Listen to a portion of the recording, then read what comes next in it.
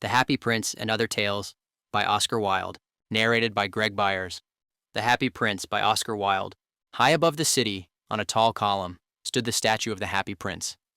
He was gilded all over with thin leaves of fine gold. For eyes he had 2 bright sapphires, and a large red ruby glowed on his sword hilt. He was very much admired indeed. "He is as beautiful as a weathercock," remarked one of the town councillors, who wished to gain a reputation for having artistic tastes. "Only not quite so useful," he added, fearing lest people should think him unpractical, which he really was not. "Why can't you be like the Happy Prince?" asked a sensible mother of her little boy, who was crying for the moon. "The Happy Prince never dreams of crying for anything."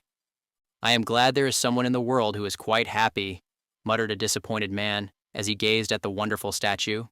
"He looks just like an angel," said the charity children, as they came out of the cathedral in their bright scarlet cloaks and their clean white pinafores. "How do you know?" said the mathematical master. "You have never seen one." "Ah, but we have, in our dreams," answered the children, and the mathematical master frowned and looked very severe, for he did not approve of children dreaming. One night there flew over the city a little swallow. His friends had gone away to Egypt 6 weeks before, but he had stayed behind, for he was in love with the most beautiful reed. He had met her early in the spring, as he was flying down the river after a big yellow moth, and had been so attracted by her slender waist that he had stopped to talk to her. "Shall I love you?" said the swallow, who liked to come to the point at once, and the reed made him a low bow. So he flew round and round her, touching the water with his wings, and making silver ripples. This was his courtship, and it lasted all through the summer. "It is a ridiculous attachment," twittered the other swallows. "She has no money and far too many relations." And indeed, the river was quite full of reeds. Then, when the autumn came, they all flew away. After they had gone, he felt lonely and began to tire of his lady-love. "She has no conversation," he said, "and I am afraid that she is a coquette, for she is always flirting with the wind. And certainly, whenever the wind blew, the reed made the most graceful curtsies. I admit that she is domestic," he continued, "but I love traveling, and my wife, consequently, should love traveling also. Will you come away with me?" he said finally to her. But the reed shook her head. She was so attached to her home. "You have been trifling with me," he cried. "I am off to the pyramids. Goodbye." And he flew away. All day long he flew, and at night time he arrived at the city. "Where shall I put up?" he said. "I hope the town has made preparations." Then he saw the statue on the tall column. "I will put up there," he cried. "It is a fine position, with plenty of fresh air." So he alighted just between the feet of the Happy Prince. "I have a golden bedroom," he said softly to himself as he looked round, and he prepared to go to sleep. But just as he was putting his head under his wing, a large drop of water fell on him. "What a curious thing!" he cried. "There is not a single cloud in the sky. The stars are quite clear and bright, and yet it is raining. The climate in the north of Europe is really dreadful. The reed used to like the rain, but that was merely her selfishness." Then another drop fell. "What is the use of a statue if it cannot keep the rain off?" he said. "I must look for a good chimney pot," and he determined to fly away. But before he had opened his wings, a third drop fell, and he looked up and saw, what did he see? The eyes of the Happy Prince were filled with tears, and tears were running down his golden cheeks. His face was so beautiful in the moonlight that the little swallow was filled with pity. "Who are you?" he said. "I am the Happy Prince." "Why are you weeping then?" asked the swallow. "You have quite drenched me." "When I was alive and had a human heart," answered the statue, "I did not know what tears were, for I lived in the palace of Sans-Souci, where sorrow is not allowed to enter. In the daytime, I played with my companions in the garden, and in the evening, I led the dance in the great hall. Round the garden ran a very lofty wall, but I never cared to ask what lay beyond it. Everything about me was so beautiful. My courtiers called me the Happy Prince, and happy indeed I was, if pleasure be happiness. So I lived, and so I died. And now that I am dead, They have set me up here so high that I can see all the ugliness and all the misery of my city, and though my heart is made of lead, yet I cannot choose but weep." "What? Is he not solid gold?" said the swallow to himself. He was too polite to make any personal remarks out loud.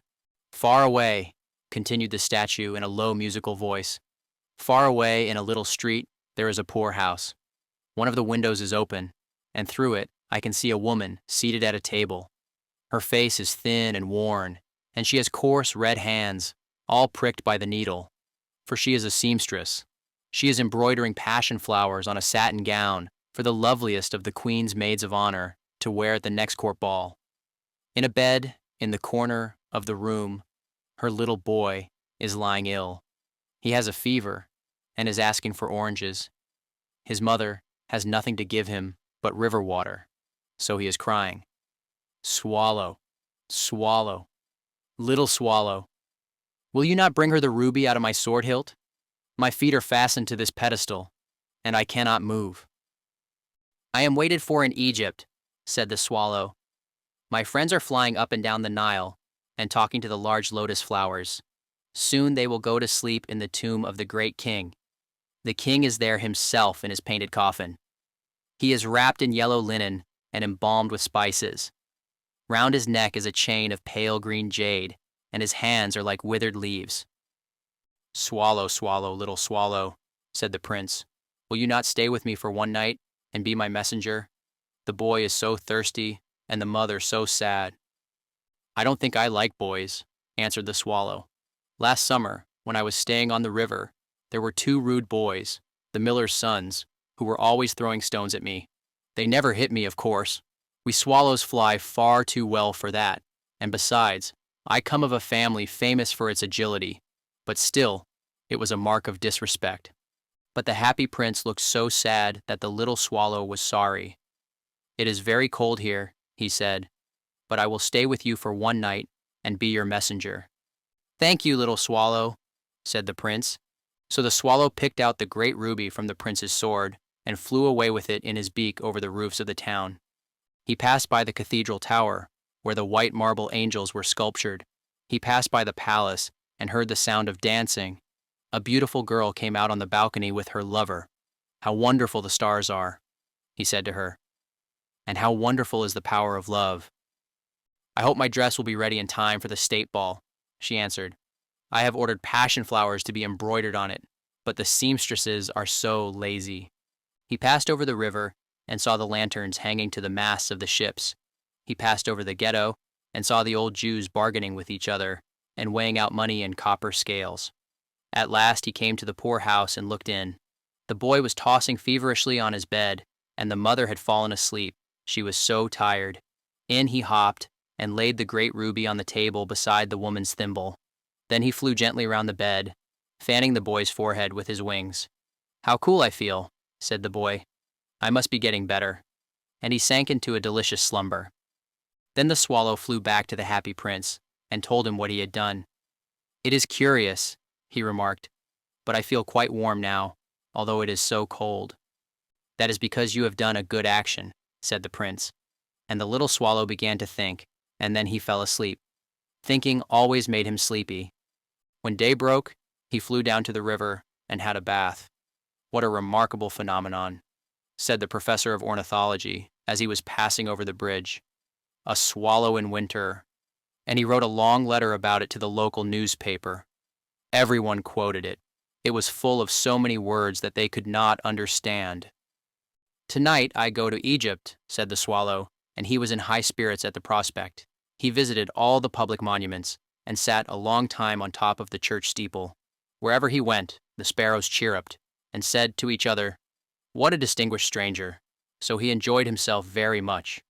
When the moon rose, he flew back to the happy prince. "Have you any commissions for Egypt?" he cried. "I am just starting." "Swallow, swallow, little swallow," said the prince. "Will you not stay with me one night longer?" "I am waited for in Egypt," answered the swallow. "Tomorrow my friends will fly up to the second cataract. The river horse couches there among the bulrushes, and on a great granite throne sits the god Memnon. All night long he watches the stars, and when the morning star shines, he utters one cry of joy. and then he is silent. At noon, the yellow lions come down to the water's edge to drink. They have eyes like green barrels, and their roar is louder than the roar of the cataract.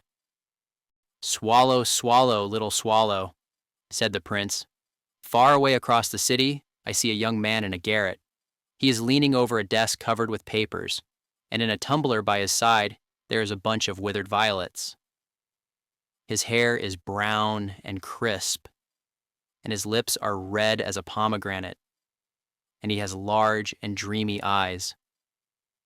He is trying to finish a play for the director of the theater, but he is too cold to write any more. There is no fire in the grate, and hunger has made him faint." "I will wait with you one night longer," said the swallow, who really had a good heart. "Shall I take him another ruby?" "Alas, I have no ruby now," said the prince. "My eyes are all that I have left. They are made of rare sapphires, which were brought out of India 1,000 years ago. Pluck out one of them and take it to him. He will sell it to the jeweler and buy food and firewood and finish his play." "Dear prince," said the swallow, "I cannot do that," and he began to weep. "Swallow, swallow, little swallow," said the prince, "do as I command you." So the swallow plucked out the prince's eye and flew away to the student's garret. It was easy enough to get in, as there was a hole in the roof. Through this he darted and came into the room. The young man had his head buried in his hands, so he did not hear the flutter of the bird's wings, and when he looked up, he found the beautiful sapphire lying on the withered violets. "I am beginning to be appreciated," he cried. "This is from some great admirer. Now I can finish my play," and he looked quite happy. The next day, the swallow flew down to the harbor. He sat on the mast of a large vessel and watched the sailors hauling big chests out of the hold with ropes. "Heave ahoy!" they shouted as each chest came up. "I am going to Egypt!" cried the swallow. But nobody minded, and when the moon rose, he flew back to the happy prince. "I am come to bid you goodbye," he cried. "Swallow, swallow, little swallow," said the prince. "Will you not stay with me one night longer?"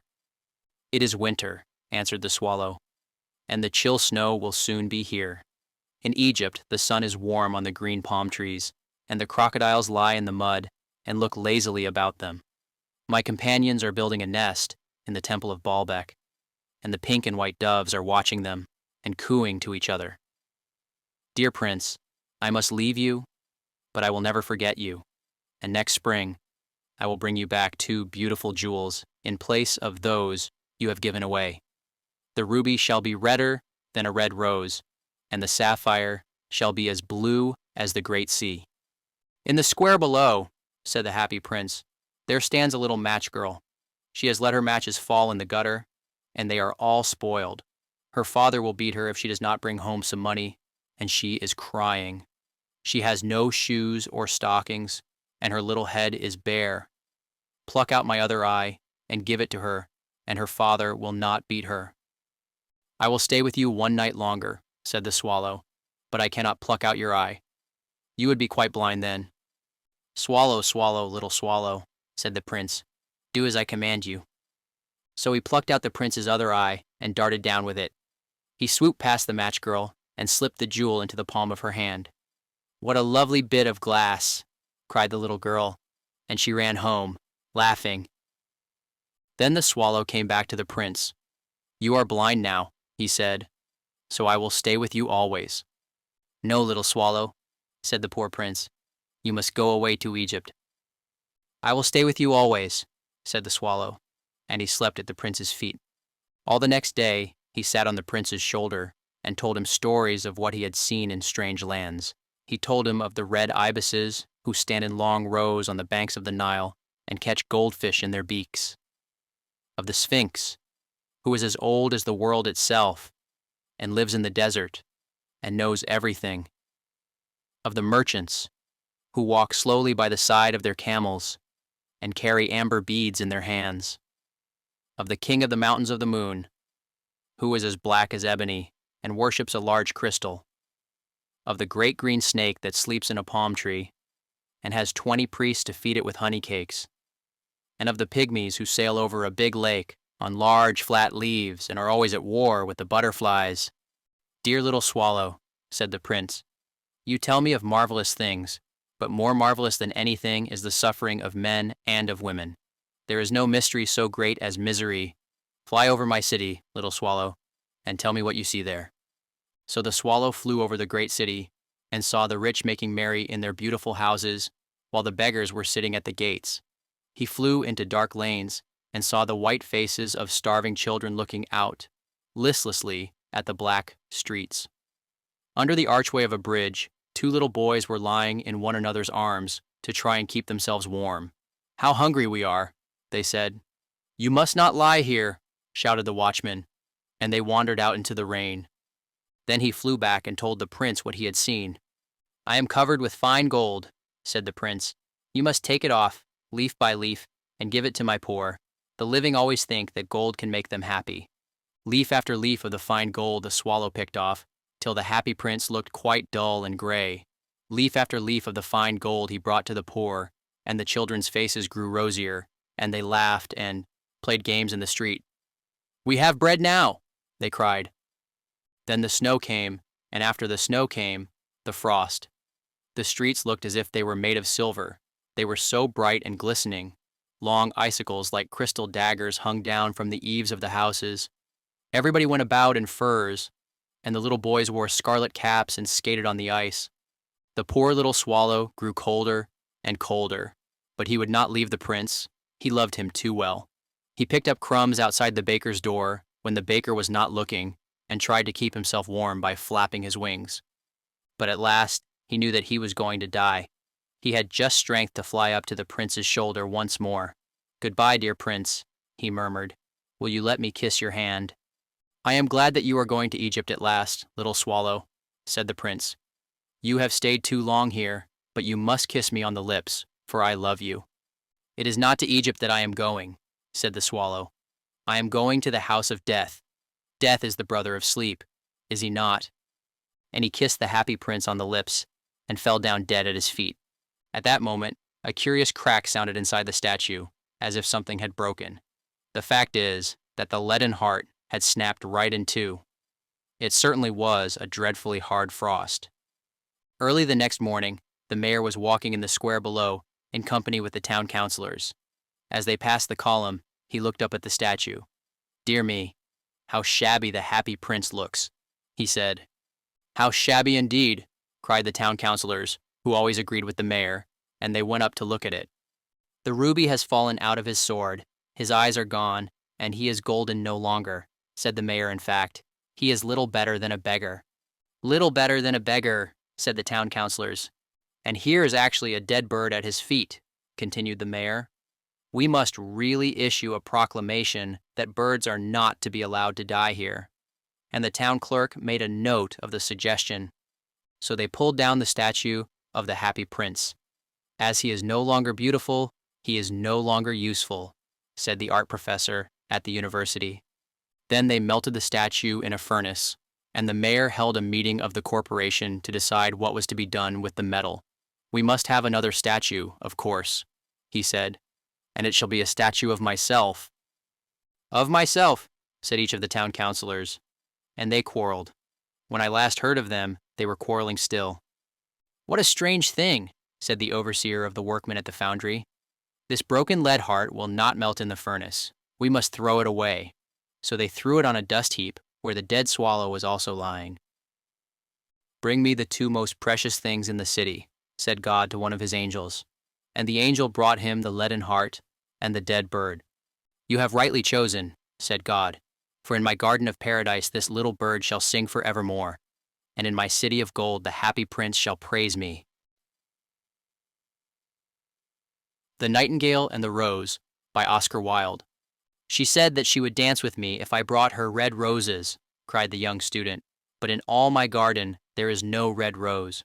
From her nest in the holm oak tree, the nightingale heard him, and she looked out through the leaves and wondered. "No red rose in all my garden," he cried, and his beautiful eyes filled with tears. "Ah, on what little things does happiness depend! I have read all that the wise men have written, and all the secrets of philosophy are mine. Yet for want of a red rose, is my life made wretched.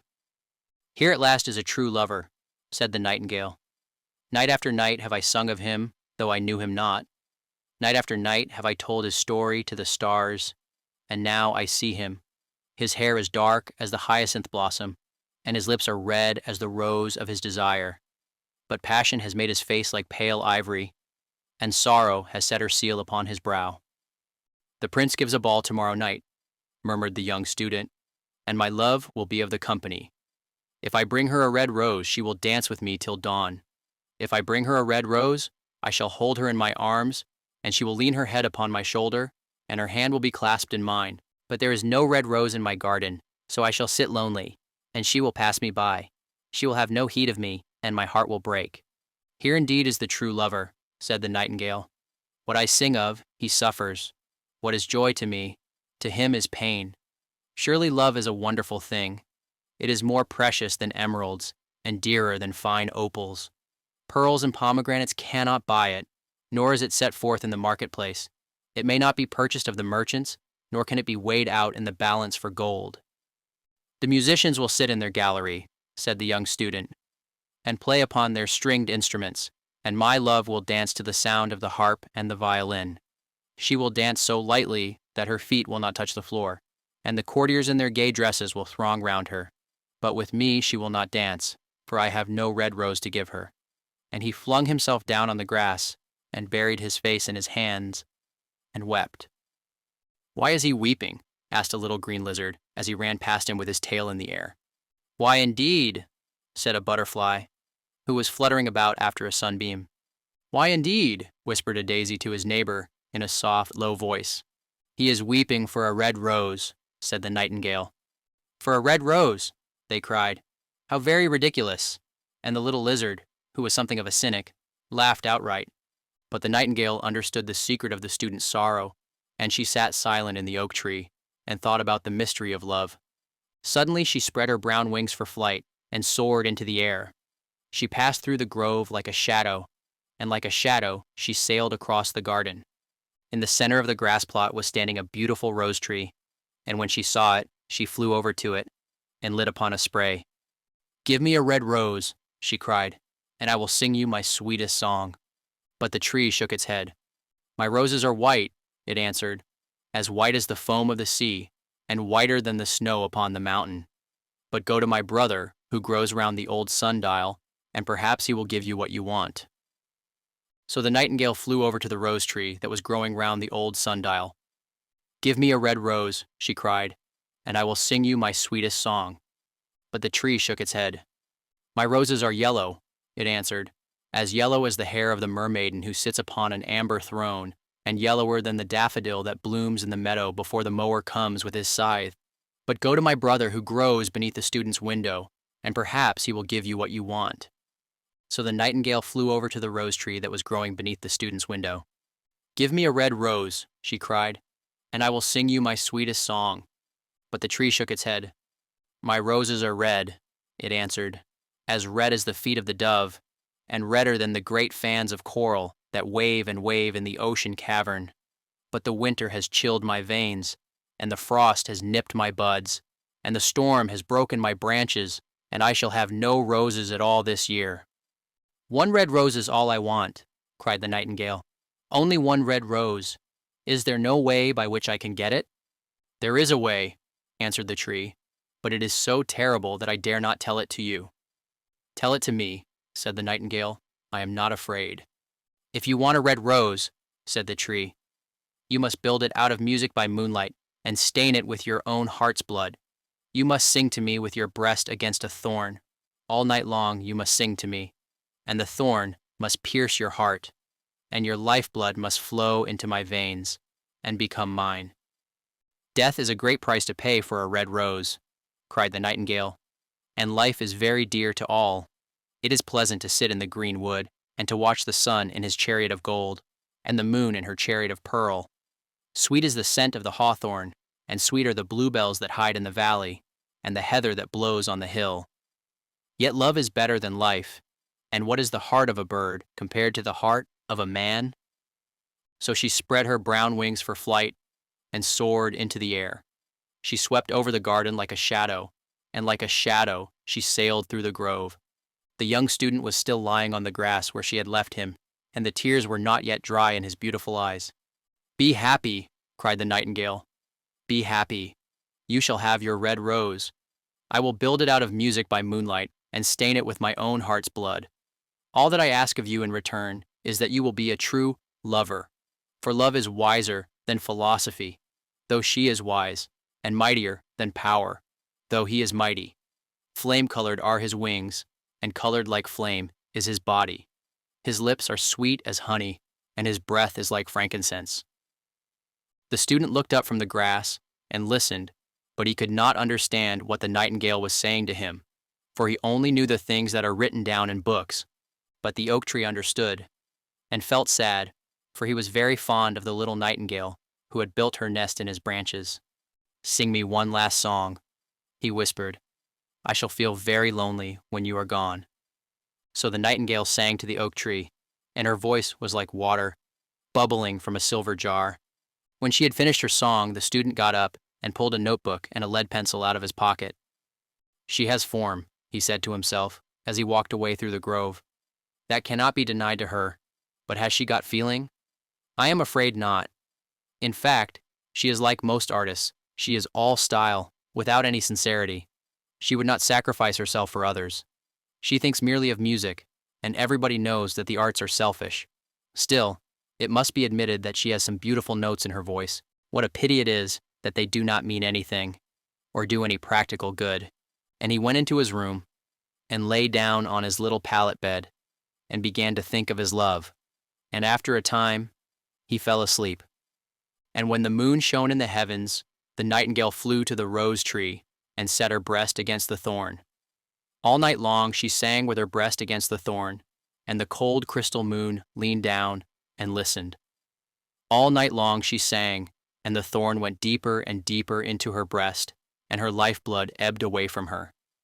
She sang first of the birth of love in the heart of a boy and a girl, and on the topmost spray of the rose tree there blossomed a marvelous rose, petal following petal, as song followed song.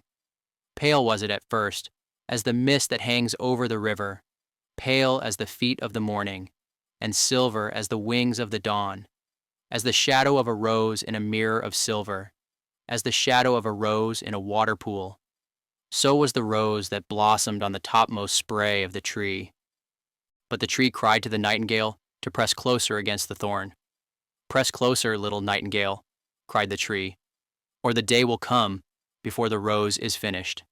So the nightingale pressed closer against the thorn, and louder grew her song, for she sang of the birth of passion in the soul of a man and a maid. And a delicate flush of pink came into the leaves of the rose, like the flush in the face of the bridegroom when he kisses the lips of the bride. But the thorn had not yet reached her heart, so the rose's heart remained white, for only a nightingale's heart's blood can crimson the heart of a rose. And the tree cried to the nightingale to press closer against the thorn. "Press closer, little nightingale," cried the tree, "or the day will come before the rose is finished." So the nightingale pressed closer against the thorn, and the thorn touched her heart, and a fierce pang of pain shot through her. Bitter, bitter was the pain, and wilder grew her song, for she sang of the love that is perfected by death, of the love that dies not in the tomb. And the marvelous rose became crimson, like the rose of the eastern sky. Crimson was the girdle of petals, and crimson as a ruby was the heart. But the nightingale's voice grew fainter, and her little wings began to beat, and a film came over her eyes. Fainter and fainter grew her song, and she felt something choking her in her throat. Then she gave one last burst of music. The white moon heard it, and she forgot the dawn, and lingered on in the sky. The red rose heard it, and it trembled all over with ecstasy, and opened its petals to the cold morning air. Echo bore it to her purple cavern in the hills, and woke the sleeping shepherds from their dreams. It floated through the reeds of the river, and they carried its message to the sea. "Look, look," cried the tree. "The rose is finished now." But the nightingale made no answer, for she was lying dead in the long grass, with the thorn in her heart. And at noon the student opened his window and looked out. Why, what a wonderful piece of luck! he cried. "Here is a red rose. I have never seen any rose like it in all my life. It is so beautiful that I am sure it has a long Latin name." And he leaned down and plucked it. Then he put on his hat and ran up to the professor's house with the rose in his hand. The daughter of the professor was sitting in the doorway, winding blue silk on a reel, and her little dog was lying at her feet.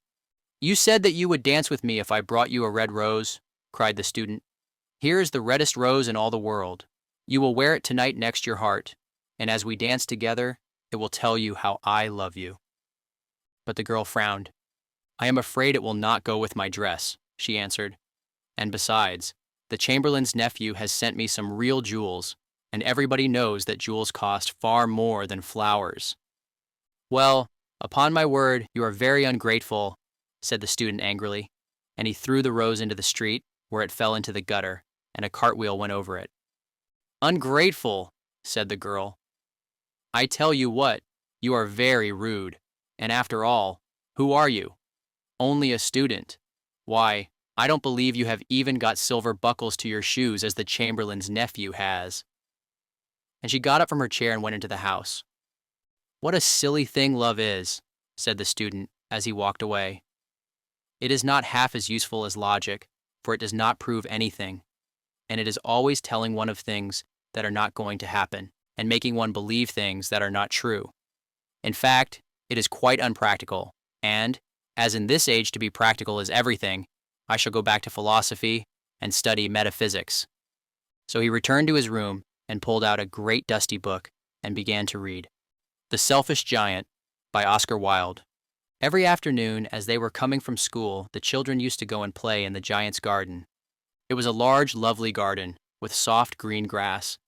Here and there, over the grass, stood beautiful flowers like stars, and there were 12 peach trees that in the springtime broke out into delicate blossoms of pink and pearl, and, in the autumn, bore rich fruit. The birds sat on the trees and sang so sweetly that the children used to stop their games in order to listen to them. "How happy we are here," they cried to each other. One day the giant came back. He had been to visit his friend the Cornish ogre, and had stayed with him for 7 years. After the 7 years were over, he had said all that he had to say, for his conversation was limited, and he determined to return to his own castle. When he arrived, he saw the children playing in the garden. "What are you doing here?" he cried in a very gruff voice, and the children ran away. "My own garden is my own garden," said the giant. "Anyone can understand that, and I will allow nobody to play in it but myself." So he built a high wall all round it and put up a notice board. "Trespassers will be prosecuted." He was a very selfish giant. The poor children had now nowhere to play. They tried to play on the road, but the road was very dusty and full of hard stones, and they did not like it. They used to wander round the high wall when their lessons were over, and talk about the beautiful garden inside. "How happy we were there," they said to each other. Then the spring came, and all over the country there were little blossoms and little birds. Only in the garden of the selfish giant it was still winter. The birds did not care to sing in it, as there were no children, and the trees forgot to blossom. Once a beautiful flower put its head out from the grass, but when it saw the notice board, it was so sorry for the children that it slipped back into the ground again, and went off to sleep. The only people who were pleased were the snow and the frost. "Spring has forgotten this garden," they cried, "so we will live here all the year round." The snow covered up the grass with her great white cloak, and the frost painted all the trees silver. Then they invited the north wind to stay with them, and he came. He was wrapped in furs, and he roared all day about the garden and blew the chimney pots down. "This is a delightful spot," he said. "We must ask the hail on a visit." So the hail came. Every day for 3 hours he rattled on the roof of the castle till he broke most of the slates, and then he ran round and round the garden as fast as he could go. He was dressed in gray, and his breath was like ice. "I cannot understand why the spring is so late in coming," said the selfish giant, as he sat at the window and looked out at his cold white garden. "I hope there will be a change in the weather." But the spring never came, nor the summer. The autumn gave golden fruit to every garden, but to the giant's garden she gave none. "He is too selfish," she said. So it was always winter there, and the north wind, and the hail, and the frost, and the snow danced about through the trees. One morning, the giant was lying awake in bed when he heard some lovely music. It sounded so sweet to his ears that he thought it must be the king's musicians passing by. It was really only a little linnet singing outside his window. But it was so long since he had heard a bird sing in his garden that it seemed to him to be the most beautiful music in the world. Then the hail stopped dancing over his head, and the north wind ceased roaring, and a delicious perfume came to him through the open casement. "I believe the spring has come at last," said the giant, and he jumped out of bed and looked out. What did he see? He saw a most wonderful sight. Through a little hole in the wall the children had crept in, and they were sitting in the branches of the trees. In every tree that he could see, there was a little child, and the trees were so glad to have the children back again that they had covered themselves with blossoms, and were waving their arms gently above the children's heads. The birds were flying about and twittering with delight, and the flowers were looking up through the green grass and laughing. It was a lovely scene. Only in one corner it was still winter. It was the farthest corner of the garden, and in it was standing a little boy. He was so small that he could not reach up to the branches of the tree, and he was wandering all round it, crying bitterly. The poor tree was still quite covered with frost and snow, and the north wind was blowing and roaring above it. "Climb up, little boy," said the tree, and it bent its branches down as low as it could. But the little boy was too tiny, and the giant's heart melted as he looked out. "How selfish I have been," he said. "Now I know why the spring would not come here. I will put that poor little boy on the top of the tree, and then I will knock down the wall, and my garden shall be the children's playground forever and ever." He was really very sorry for what he had done. So he crept downstairs and opened the front door quite softly and went out into the garden. But when the children saw him, they were so frightened that they all ran away, and the garden became winter again. Only the little boy did not run, for his eyes were so full of tears that he did not see the giant coming. And the giant stole up behind him and took him gently in his hand and put him up into the tree. And the tree broke at once into blossom, and the birds came and sang on it. And the little boy stretched out his 2 arms and flung them round the giant's neck and kissed him. And the other children, when they saw that the giant was not wicked any longer, came running back, and with them came the spring. "It is your garden now, little children," said the giant, and he took a great axe and knocked down the wall. And when the people were going to market at 12 o'clock, they found the giant playing with the children in the most beautiful garden they had ever seen. All day long they played, and in the evening they came to the giant to bid him goodbye. "But where is your little companion?" he said. "The boy I put into the tree." The giant loved him the best because he had kissed him. "We don't know," answered the children. "He has gone away." "You must tell him to be sure and come here tomorrow," said the giant. But the children said that they did not know where he lived and had never seen him before, and the giant felt very sad. Every afternoon, when school was over, the children came and played with the giant, but the little boy whom the giant loved was never seen again. The giant was very kind to all the children, yet he longed for his first little friend, and often spoke of him. "How I would like to see him," he used to say. Years went over, and the giant grew very old and feeble. He could not play about any more, so he sat in a huge armchair and watched the children at their games and admired his garden. "I have many beautiful flowers," he said, "but the children are the most beautiful flowers of all." One winter morning he looked out of his window as he was dressing. He did not hate the winter now, for he knew that it was merely the spring asleep and that the flowers were resting. Suddenly he rubbed his eyes in wonder and looked and looked. It certainly was a marvelous sight. In the farthest corner of the garden was a tree quite covered with lovely white blossoms. Its branches were all golden, and silver fruit hung down from them, and underneath it stood the little boy he had loved. Downstairs ran the giant in great joy, and out into the garden.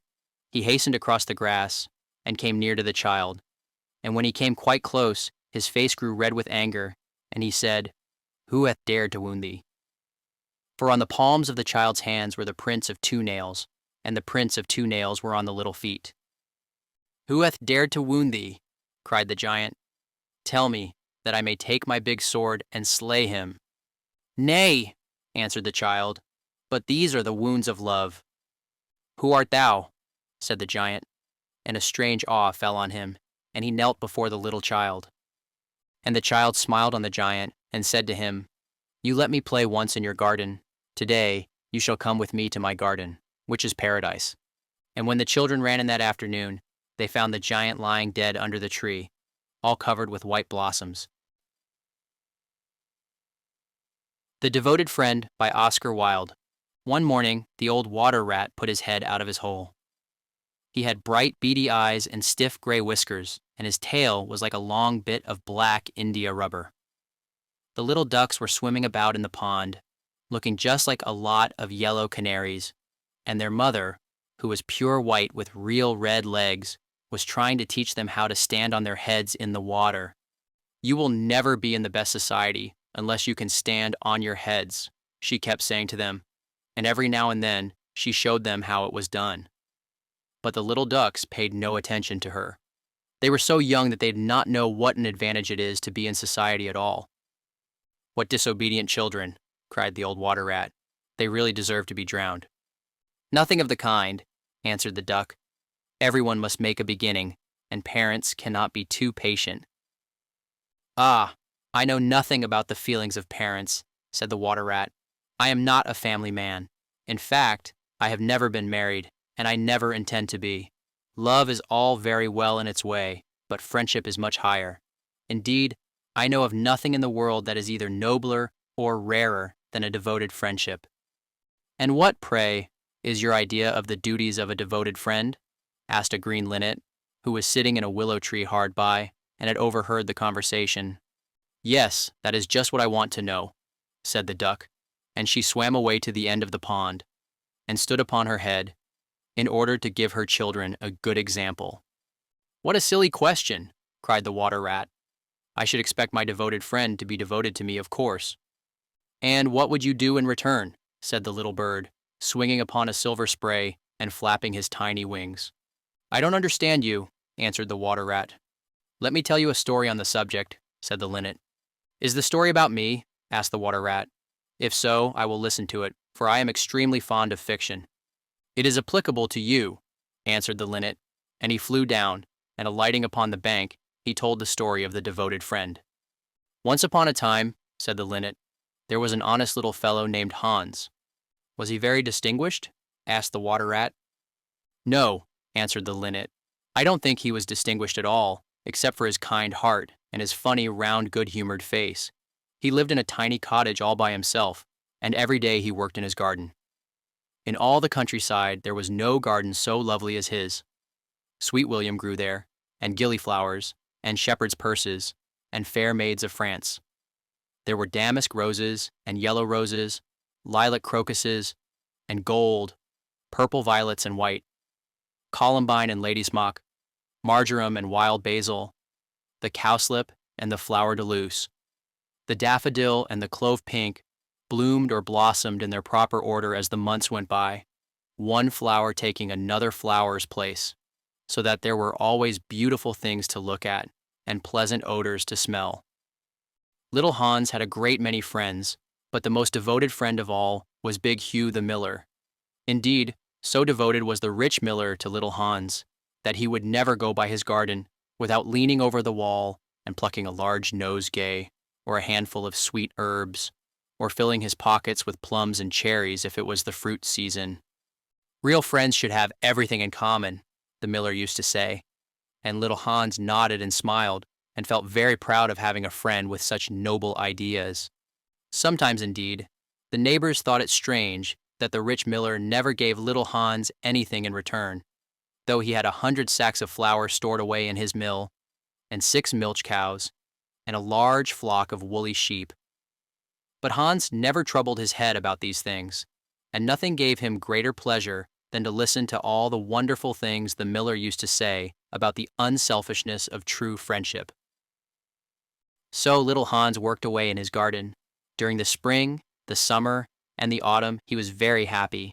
But when the winter came, and he had no fruit or flowers to bring to the market, he suffered a good deal from cold and hunger, and often had to go to bed without any supper, but a few dried pears or some hard nuts. In the winter, also, he was extremely lonely, as the miller never came to see him then. "There is no good in my going to see little Hans as long as the snow lasts," the miller used to say to his wife. "For when people are in trouble, they should be left alone and not be bothered by visitors. That at least is my idea about friendship, and I am sure I am right.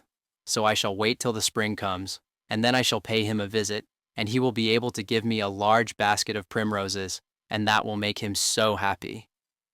"You are certainly very thoughtful about others," answered the wife, as she sat in her comfortable armchair by the big pinewood fire. "Very thoughtful indeed. It is quite a treat to hear you talk about friendship. I am sure the clergyman himself could not say such beautiful things as you do, though he does live in a 3-storied house and wear a gold ring on his little finger." "But could we not ask little Hans up here?" said the miller's youngest son. "If poor Hans is in trouble, I will give him half my porridge and show him my white rabbits." "What a silly boy you are!" cried the miller. "I really don't know what is the use of sending you to school. You seem not to learn anything. Why, if little Hans came up here and saw our warm fire, and our good supper, and our great cask of red wine, he might get envious, and envy is a most terrible thing, and would spoil anybody's nature. I certainly will not allow Hans's nature to be spoiled. I am his best friend, and I will always watch over him, and see that he is not led into any temptations. Besides, if Hans came here, he might ask me to let him have some flour on credit, and that I could not do. Flour is one thing, and friendship is another, and they should not be confused. Why, the words are spelt differently, and mean quite different things. Everybody can see that." "How well you talk," said the miller's wife, pouring herself out a large glass of warm ale. "Really, I feel quite drowsy. It is just like being in church." "Lots of people act well," answered the miller, "but very few people talk well, which shows that talking is much the more difficult thing of the two, and much the finer thing also." And he looked sternly across the table at his little son, who felt so ashamed of himself that he hung his head down and grew quite scarlet, and began to cry into his tea. However, he was so young that you must excuse him. "Is that the end of the story?" asked the water rat. "Certainly not," answered the linnet. "That is the beginning." "Then you are quite behind the age," said the water rat. "Every good storyteller nowadays starts with the end, and then goes on to the beginning and concludes with the middle. That is the new method. I heard all about it the other day from a critic who was walking round the pond with a young man.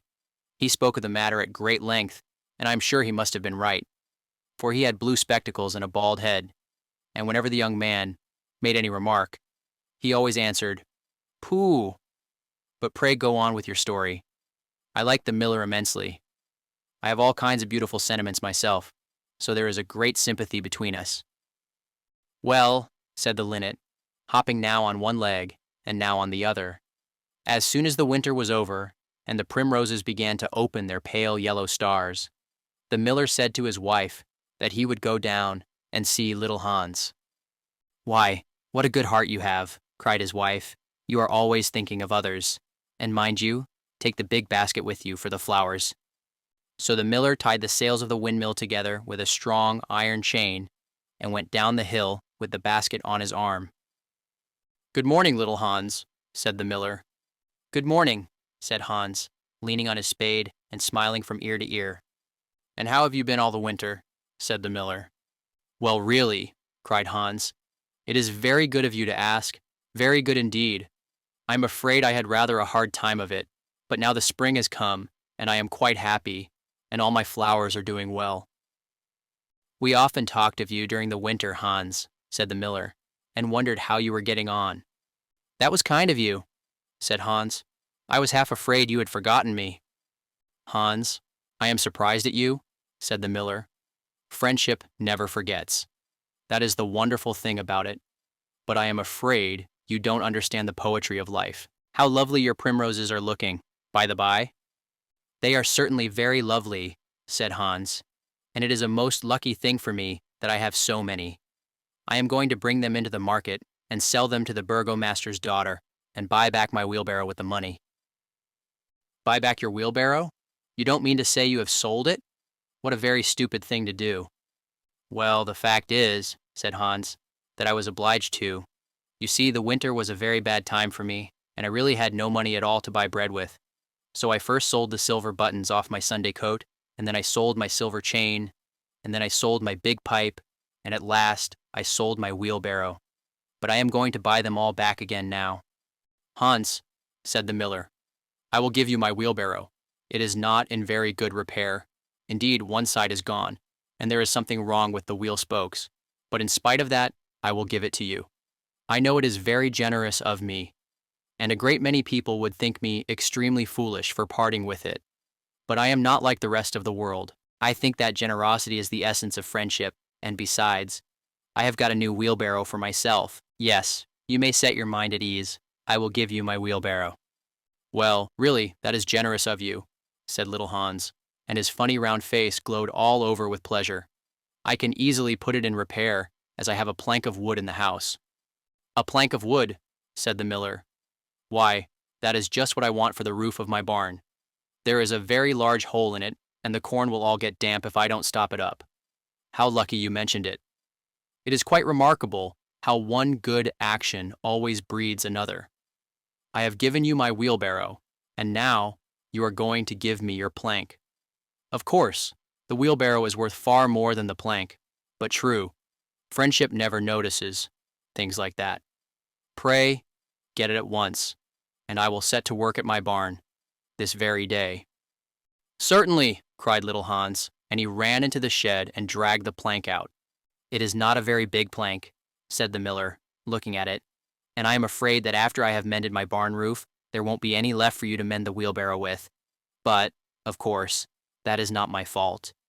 And now, as I have given you my wheelbarrow, I am sure you would like to give me some flowers in return. Here is the basket, and mind you fill it quite full. Quite full, said little Hans, rather sorrowfully, for it was really a very big basket, and he knew that if he filled it, he would have no flowers left for the market, and he was very anxious to get his silver buttons back. Well, really, answered the miller, as I have given you my wheelbarrow, I don't think that it is much to ask you for a few flowers. I may be wrong, but I should have thought that friendship, true friendship, was quite free from selfishness of any kind. My dear friend, my best friend, cried little Hans, you are welcome to all the flowers in my garden. I would much sooner have your good opinion than my silver buttons, any day. And he ran and plucked all his pretty primroses, and filled the miller's basket. Goodbye, little Hans, said the miller, as he went up the hill with the plank on his shoulder and the big basket in his hand. Goodbye, said little Hans, and he began to dig away, quite merrily. He was so pleased about the wheelbarrow. The next day he was nailing up some honeysuckle against the porch when he heard the miller's voice calling to him from the road. So he jumped off the ladder and ran down the garden and looked over the wall. There was the miller with a large sack of flour on his back. Dear little Hans, said the miller, would you mind carrying this sack of flour for me to market? Oh, I am so sorry, said Hans, but I am really very busy today. I have got all my creepers to nail up, and all my flowers to water, and all my grass to roll. Well, really, said the miller, I think that, considering that I am going to give you my wheelbarrow, it is rather unfriendly of you to refuse. Oh, don't say that, cried little Hans. I wouldn't be unfriendly for the whole world. And he ran in for his cap and trudged off with the big sack on his shoulders. It was a very hot day, and the road was terribly dusty, and before Hans had reached the 6th milestone, he was so tired that he had to sit down and rest. However, he went on bravely, and at last he reached the market. After he had waited there some time, he sold the sack of flour for a very good price, and then he returned home at once, for he was afraid that if he stopped too late, he might meet some robbers on the way. It has certainly been a hard day, said little Hans to himself as he was going to bed, but I am glad I did not refuse the miller, for he is my best friend, and besides, he is going to give me his wheelbarrow. Early the next morning, the miller came down to get the money for his sack of flour, but little Hans was so tired that he was still in bed. "Upon my word," said the miller, "you are very lazy. Really, considering that I am going to give you my wheelbarrow, I think you might work harder. Idleness is a great sin, and I certainly don't like any of my friends to be idle or sluggish. You must not mind my speaking quite plainly to you. Of course, I should not dream of doing so if I were not your friend. But what is the good of friendship if one cannot say exactly what one means? Anybody can say charming things and try to please and to flatter, but a true friend always says unpleasant things and does not mind giving pain. Indeed, if he is a really true friend, he prefers it, for he knows that then he is doing good." "I am very sorry," said little Hans, rubbing his eyes and pulling off his nightcap, "but I was so tired that I thought I would lie in bed for a little time and listen to the birds singing.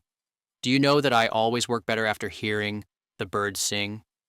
"Well, I am glad of that," said the miller, clapping little Hans on the back, "for I want you to come up to the mill as soon as you are dressed and mend my barn roof for me." Poor little Hans was very anxious to go and work in his garden, for his flowers had not been watered for 2 days, but he did not like to refuse the miller, as he was such a good friend to him. "Do you think it would be unfriendly of me if I said I was busy?" he inquired in a shy and timid voice. "Well, really," answered the miller, "I do not think it is much to ask of you, considering that I am going to give you my wheelbarrow. But of course, if you refuse, I will go and do it myself."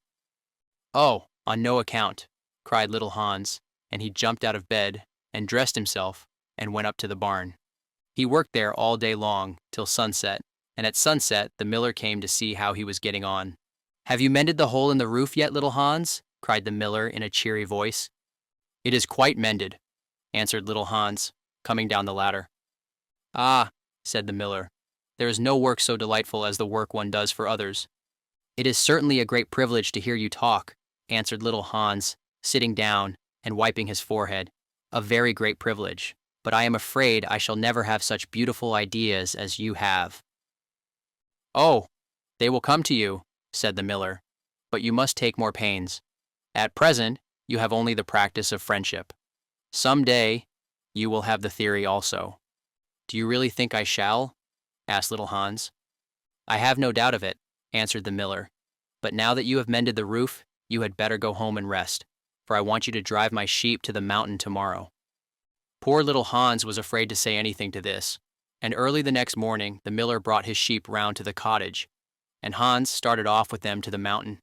It took him the whole day to get there and back, and when he returned he was so tired that he went off to sleep in his chair and did not wake up till it was broad daylight.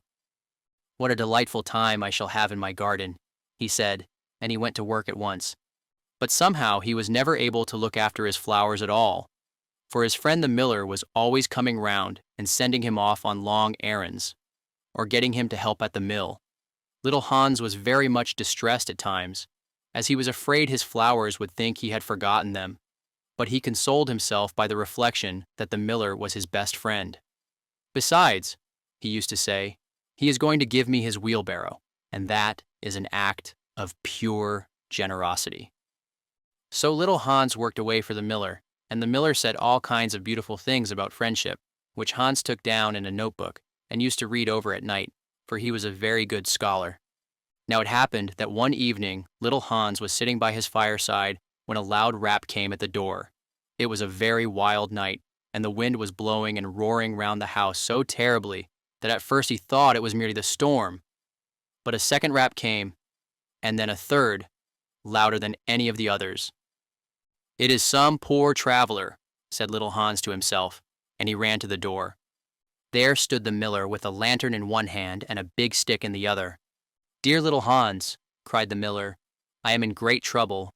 My little boy has fallen off a ladder and hurt himself, and I am going for the doctor, but he lives so far away, and it is such a bad night, that it has just occurred to me that it would be much better if you went instead of me. You know I am going to give you my wheelbarrow, and so it is only fair that you should do something for me in return." "Certainly," cried little Hans.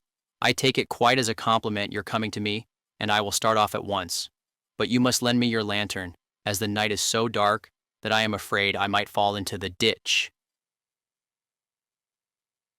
"I am very sorry," answered the miller, "but it is my new lantern, and it would be a great loss to me if anything happened to it."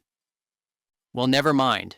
I will do without it," cried little Hans, and he took down his great fur coat and his warm scarlet cap and tied a muffler round his throat and started off. What a dreadful storm it was! The night was so black that little Hans could hardly see, and the wind was so strong that he could scarcely stand. However, he was very courageous, and after he had been walking about 3 hours, he arrived at the doctor's house and knocked at the door. "Who is there?" cried the doctor, putting his head out of his bedroom window. "Little Hans, doctor." "What do you want, little Hans?" "The miller's son has fallen from a ladder and has hurt himself, and the miller wants you to come at once." "All right," said the doctor, and he ordered his horse and his big boots and his lantern and came downstairs and rode off in the direction of the miller's house, little Hans trudging behind him. But the storm grew worse and worse, and the rain fell in torrents, and little Hans could not see where he was going or keep up with the horse. At last he lost his way and wandered off on the moor, which was a very dangerous place, as it was full of deep holes, and there poor little Hans was drowned. His body was found the next day by some goatherds, floating in a great pool of water, and was brought back by them to the cottage. Everybody went to little Hans's funeral, as he was so popular, and the miller was the chief mourner. "As I was his best friend," said the miller, "it is only fair that I should have the best place." So he walked at the head of the procession in a long black cloak, and every now and then he wiped his eyes with a big pocket handkerchief. "Little Hans is certainly a great loss to everyone," said the blacksmith, when the funeral was over, and they were all seated comfortably in the inn, drinking spiced wine and eating sweet cakes. "A great loss to me, at any rate," answered the miller. "Why, I had as good as given him my wheelbarrow, and now I really don't know what to do with it. It is very much in my way at home, and it is in such bad repair that I could not get anything for it if I sold it. I will certainly take care not to give away anything again. One always suffers for being generous." "Well?" said the water rat, after a long pause. "Well, that is the end," said the linnet. "But what became of the miller?" asked the water rat. "Oh, I really don't know," replied the linnet, "and I am sure that I don't care." "It is quite evident, then, that you have no sympathy in your nature," said the water rat. "I'm afraid you don't quite see the moral of the story," remarked the linnet. "The what?" screamed the water rat. "The moral. Do you mean to say that the story has a moral?" "Certainly," said the linnet. "Well, really," said the water rat, in a very angry manner, "I think you should have told me that before you began. If you had done so, I certainly would not have listened to you. In fact, I should have said, 'Pooh,' like the critic. However, I can say it now." So he shouted out, "Pooh," at the top of his voice, gave a whisk with his tail, and went back into his hole. "And how do you like the water rat?" asked the duck, who came paddling up some minutes afterwards. "He has a great many good points, but for my own part, I have a mother's feelings, and I can never look at a confirmed bachelor without the tears coming into my eyes." "I am rather afraid that I have annoyed him," answered the linnet. "The fact is that I told him a story with a moral." "Ah, that is always a very dangerous thing to do," said the duck, "and I quite agree with her." The Remarkable Rocket by Oscar Wilde. The king's son was going to be married, so there were general rejoicings. He had waited a whole year for his bride, and at last she had arrived.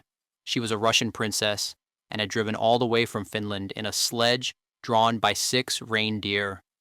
The sledge was shaped like a great golden swan, and between the swan's wings lay the little princess herself.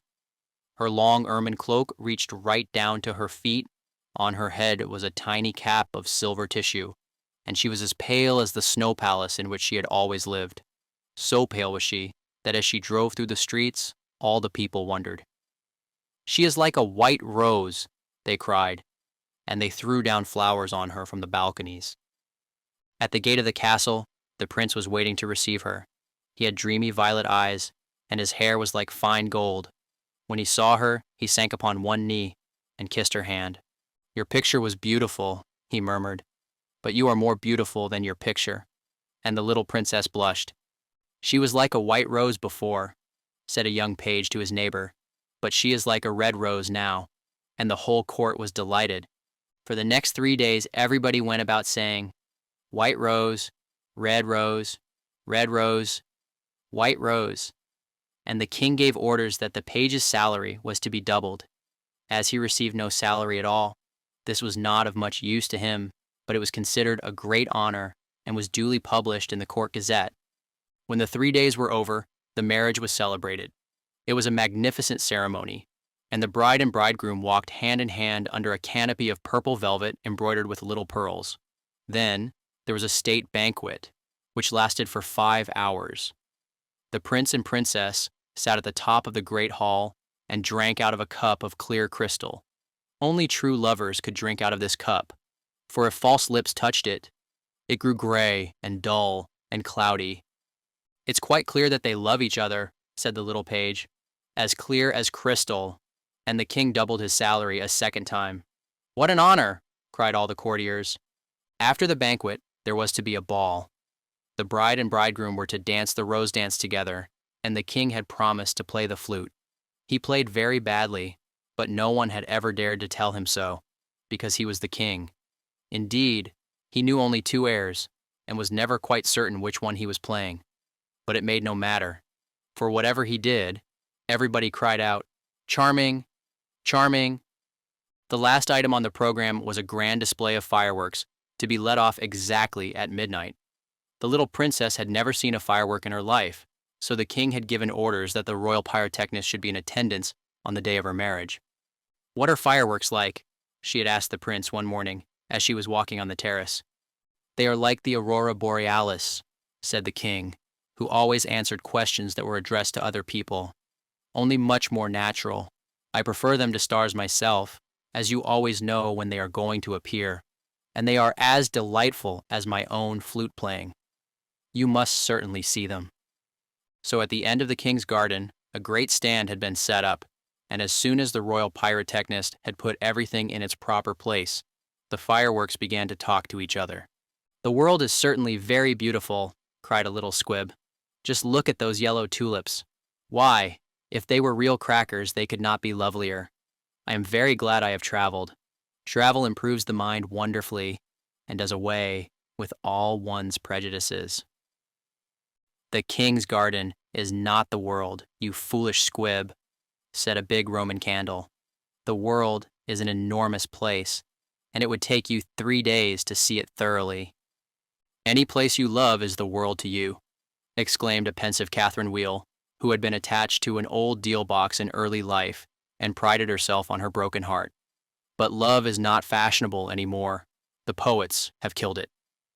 They wrote so much about it that nobody believed them, and I am not surprised. True love suffers and is silent. I remember myself once, but it is no matter now. Romance is a thing of the past." "Nonsense," said the Roman candle. "Romance never dies.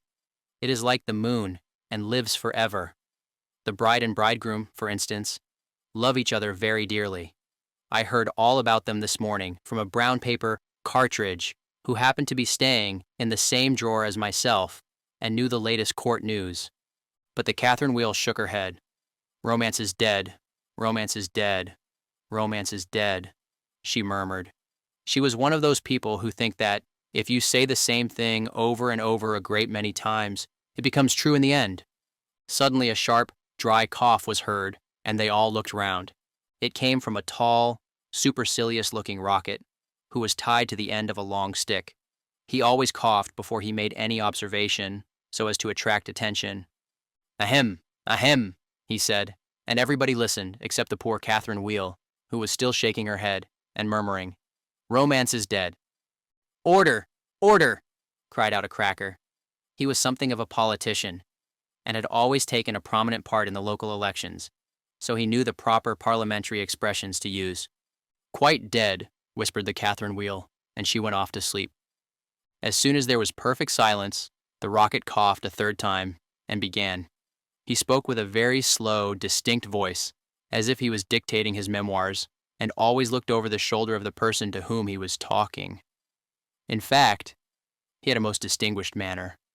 "How fortunate it is for the king's son," he remarked, "that he is to be married on the very day on which I am to be let off. Really, if it had been arranged beforehand, it could not have turned out better for him. But princes are always lucky." "Dear me," said the little squib, "I thought it was quite the other way, and that we were to be let off in the prince's honor." "It may be so with you," he answered. "Indeed, I have no doubt that it is, but with me it is different. I am a very remarkable rocket, and come of remarkable parents. My mother was the most celebrated Catherine wheel of her day, and was renowned for her graceful dancing. When she made her great public appearance, she spun round 19 times before she went out, and each time that she did so, she threw into the air 7 pink stars. She was 3.5 feet in diameter, and made of the very best gunpowder. My father was a rocket like myself, and of French extraction. He flew so high that the people were afraid that he would never come down again. He did, though, for he was of a kindly disposition, and he made a most brilliant descent in a shower of golden rain. The newspapers wrote about his performance in very flattering terms. Indeed, the court gazette called him a triumph of pyrotechnic art. Pyrotechnic, you mean, said a Bengal light. "I know it is pyrotechnic, for I saw it written on my own canister." "Well, I said pyrotechnic," answered the rocket in a severe tone of voice, and the Bengal light felt so crushed that he began at once to bully the little squibs in order to show that he was still a person of some importance. "I was saying," continued the rocket, "what was I saying?" "You were talking about yourself," replied the Roman candle. "Of course. I knew I was discussing some interesting subject when I was so rudely interrupted. I hate rudeness and bad manners of every kind, for I am extremely sensitive. No one in the whole world is so sensitive as I am quite sure of that." "What is a sensitive person?" said the cracker to the Roman candle. "A person who, because he has corns himself, always treads on other people's toes," answered the Roman candle in a low whisper, and the cracker nearly exploded with laughter. "Pray, what are you laughing at?" inquired the rocket. "I am not laughing. I am laughing because I am happy," replied the cracker. "That is a very selfish reason," said the rocket angrily. "What right have you to be happy? You should be thinking about others. In fact, you should be thinking about me. I am always thinking about myself, and I expect everybody else to do the same. That is what is called sympathy. It is a beautiful virtue, and I possess it in a high degree. Suppose, for instance, anything happened to me tonight. What a misfortune that would be for everyone. The prince and princess would never be happy again. Their whole married life would be spoiled. And as for the king, I know he would not get over it. Really, when I begin to reflect on the importance of my position, I am almost moved to tears." "If you want to give pleasure to others," cried the Roman candle, "you had better keep yourself dry."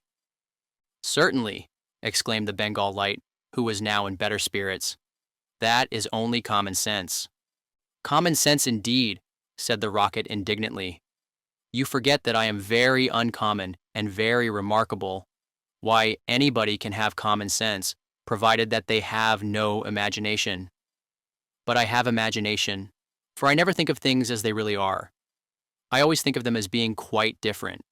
As for keeping myself dry, there is evidently no one here who can at all appreciate an emotional nature. Fortunately for myself, I don't care. The only thing that sustains one through life is the consciousness of the immense inferiority of everybody else, and this is a feeling that I have always cultivated. But none of you have any hearts. Here you are laughing and making merry just as if the prince and princess had not just been married." "Well, really," exclaimed a small fire balloon, "why not? It is a most joyful occasion, and when I soar up into the air, I intend to tell the stars all about it. You will see them twinkle when I talk to them about the pretty bride. Ah, what a trivial view of life, said the rocket, but it is only what I expected. There is nothing in you. You are hollow and empty. Why, perhaps the prince and princess may go to live in a country where there is a deep river, and perhaps they may have one only son, a little fair-haired boy with violet eyes like the prince himself, and perhaps someday he may go out to walk with his nurse, and perhaps the nurse may go to sleep under a great elder tree, and perhaps the little boy may fall into the deep river and be drowned. What a terrible misfortune. Poor people, to lose their only son. It is really too dreadful. I shall never get over it. But they have not lost their only son, said the Roman candle. No misfortune has happened to them at all. I never said that they had, replied the rocket. I said that they might. If they had lost their only son, there would be no use in saying anything more about the matter. I hate people who cry over spilt milk. But when I think that they might lose their only son, I certainly am very much affected. You certainly are, cried the Bengal light. In fact, you are the most affected person I ever met. You are the rudest person I ever met, said the rocket, and you cannot understand my friendship for the prince. Why, you don't even know him, growled the Roman candle. I never said I knew him, answered the rocket. I dare say that if I knew him, I should not be his friend at all. It is a very dangerous thing to know one's friends. You had really better keep yourself dry, said the fire balloon. That is the important thing. Very important for you, I have no doubt, answered the rocket, but I shall weep if I choose. And he actually burst into real tears, which flowed down his stick like raindrops and nearly drowned two little beetles, who were just thinking of setting up house together and were looking for a nice dry spot to live in. He must have a truly romantic nature, said the Catherine wheel, for he weeps when there is nothing at all to weep about. And she heaved a deep sigh and thought about the deal box. But the Roman candle and the Bengal light were quite indignant and kept saying, "Humbug! Humbug!" at the top of their voices. They were extremely practical, and whenever they objected to anything, they called it humbug. Then the moon rose like a wonderful silver shield, and the stars began to shine, and a sound of music came from the palace. The prince and princess were leading the dance. They danced so beautifully that the tall white lilies peeped in at the window and watched them, and the great red poppies nodded their heads and beat time. Then 10 o'clock struck, and then 11, and then 12. And at the last stroke of midnight, everyone came out on the terrace, and the king sent for the royal pyrotechnist. "Let the fireworks begin," said the king, and the royal pyrotechnist made a low bow and marched down to the end of the garden. He had 6 attendants with him, each of whom carried a lighted torch at the end of a long pole. It was certainly a magnificent display. Whiz, whiz went the Catherine wheel as she spun round and round. Boom, boom went the Roman candle.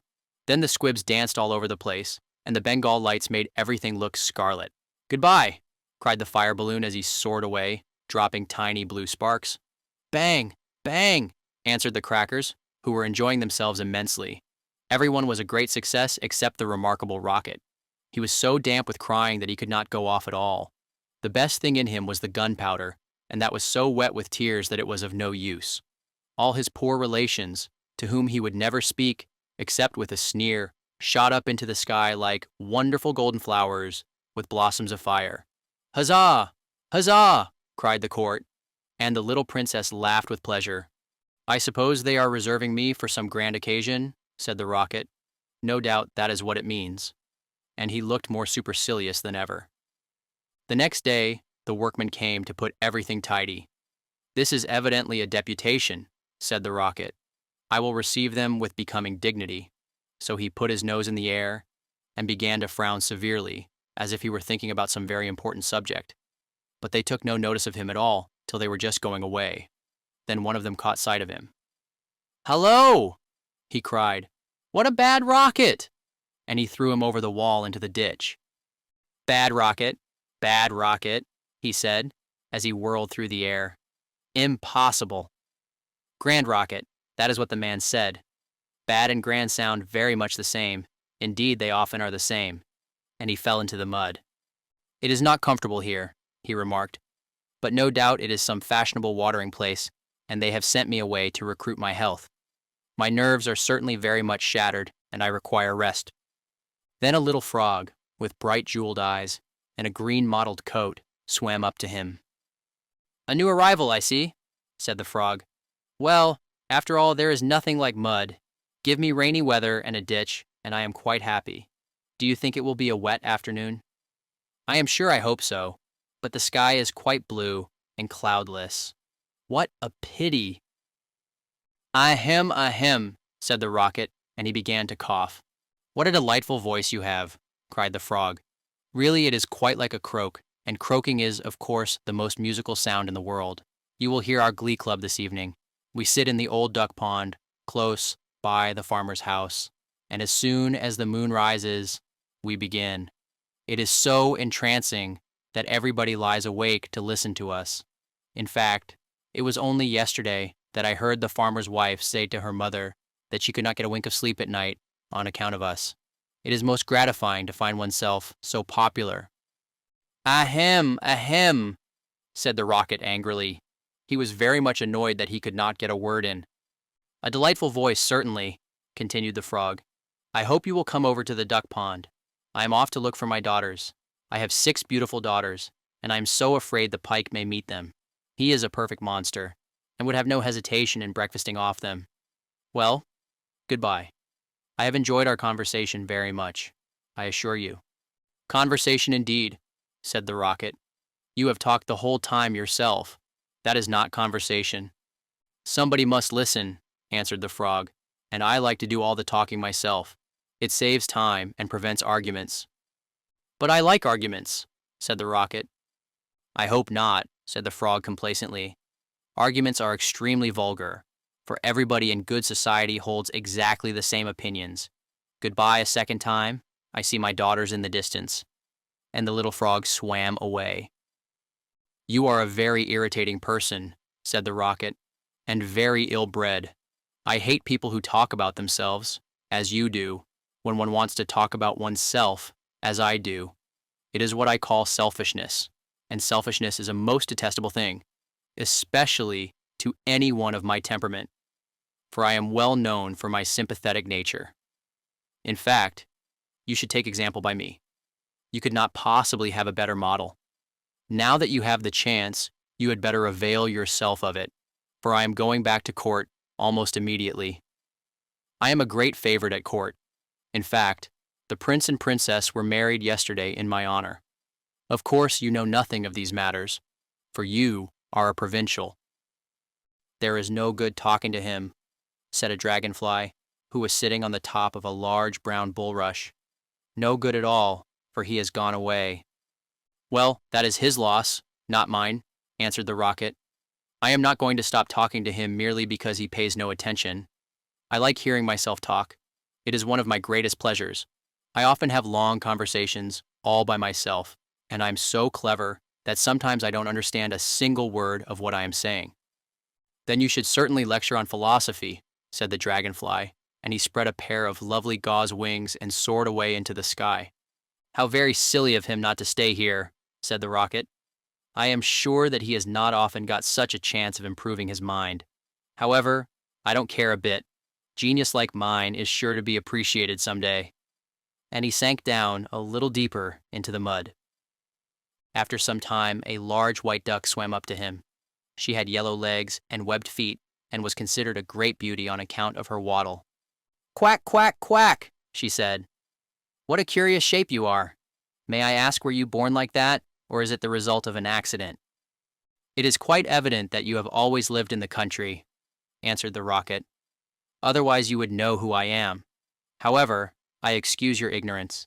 It would be unfair to expect other people to be as remarkable as oneself. You will no doubt be surprised to hear that I can fly up into the sky and come down in a shower of golden rain." "I don't think much of that," said the duck, "as I cannot see what use it is to anyone. Now, if you could plow the fields like the ox, or draw a cart like the horse, or look after the sheep like the collie dog, that would be something." "My good creature," cried the rocket in a very haughty tone of voice, "I see that you belong to the lower orders. A person of my position is never useful. We have certain accomplishments, and that is more than sufficient. I have no sympathy myself with industry of any kind, least of all with such industries as you seem to recommend. Indeed, I have always been of opinion that hard work is simply the refuge of people who have nothing whatever to do. Well, well, said the duck, who was of a very peaceable disposition and never quarreled with anyone. Everybody has different tastes. I hope, at any rate, that you are going to take up your residence here. Oh, dear no, cried the rocket. I am merely a visitor, a distinguished visitor. The fact is that I find this place rather tedious. There is neither society here nor solitude. In fact, it is essentially suburban. I shall probably go back to court, for I know that I am destined to make a sensation in the world. I had thoughts of entering public life once myself, remarked the duck. There are so many things that need reforming. Indeed, I took the chair at a meeting some time ago, and we passed resolutions condemning everything that we did not like. However, they did not seem to have much effect. Now I go in for domesticity and look after my family. I am made for public life, said the rocket, and so are all my relations, even the humblest of them. Whenever we appear, we excite great attention. I have not actually appeared myself, but when I do so, it will be a magnificent sight. As for domesticity, it ages one rapidly and distracts one's mind from higher things. Ah, the higher things of life, how fine they are, said the duck. And that reminds me how hungry I feel. And she swam away down the stream, saying, quack, quack, quack. Come back, screamed the rocket. I have a great deal to say to you. But the duck paid no attention to him. I am glad that she is gone, he said to himself. She has a decidedly middle-class mind. And he sank a little deeper still into the mud and began to think about the loneliness of genius, when suddenly 2 little boys in white smocks came running down the bank with a kettle and some faggots. This must be the deputation, said the rocket, and he tried to look very dignified. Hello, cried one of the boys. Look at this old stick. I wonder how it came here, and he picked the rocket out of the ditch. Old stick, said the rocket. Impossible. Gold stick. That is what he said. Gold stick is very complimentary. In fact, he mistakes me for one of the court dignitaries. Let us put it into the fire, said the other boy. It will help to boil the kettle. So they piled the faggots together and put the rocket on top and lit the fire. This is magnificent, cried the rocket. They are going to let me off in broad daylight so that everyone can see me. We will go to sleep now, they said. And when we wake up, the kettle will be boiled. And they lay down on the grass and shut their eyes. The rocket was very damp, so he took a long time to burn. At last, however, the fire caught him. Now I am going off, he cried, and he made himself very stiff and straight. I know I shall go much higher than the stars, much higher than the moon, much higher than the sun. In fact, I shall go so high that... Fizz, fizz, fizz, and he went straight up into the air. Delightful, he cried. I shall go on like this forever. What a success I am. But nobody saw him. Then he began to feel a curious tingling sensation all over him. Now I am going to explode, he cried. I shall set the whole world on fire and make such a noise that nobody will talk about anything else for a whole year. And he certainly did explode. Bang, bang, bang, went the gunpowder. There was no doubt about it. But nobody heard him, not even the 2 little boys, for they were sound asleep. Then all that was left of him was the stick, and this fell down on the back of a goose who was taking a walk by the side of the ditch.